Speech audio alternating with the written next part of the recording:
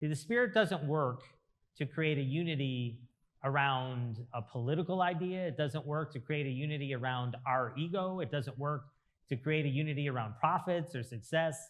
The Spirit works to create a unity around the glory of God. And when that's the focus, the Spirit works to do beautiful things to create a unity amongst people who don't look alike, speak alike, vote alike, think alike, and the Spirit brings them together around the glory of God when that's the intention, right? When we approach it to say, let me make a name for myself, the Spirit doesn't work to build unity around that. The Spirit works to build unity around the glory of God. And so we might wonder, why we see things so fragmented, so divided. Where is the Holy Spirit in that? And I would say where people are truly seeking to build unity around the glory of God, you will see the Spirit at work. When people are seeking to build unity around anything else, there's no guarantee that the Spirit's there and working in it.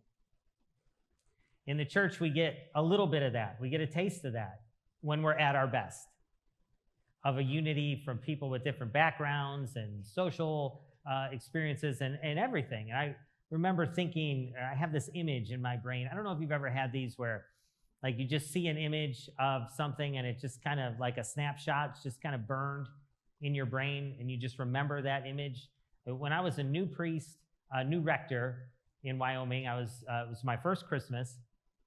And I remember at the communion rail, two people were next to each other and they were helping each other get to communion. I may have mentioned this before in Bible studies, so forgive me if you've heard this one before. And one of them was somebody I've mentioned in sermons, David the shepherd, the only experience I've had with a true, honest sheep herder who lived in the mountains of Wyoming and would come down like once every 8 weeks to like go to church and have communion. And he was as strange as you could imagine a shepherd would be, who lives 8 weeks at a time with sheep. I mean, he just was. Sweet, but he was strange. I'm not lying about it. He was.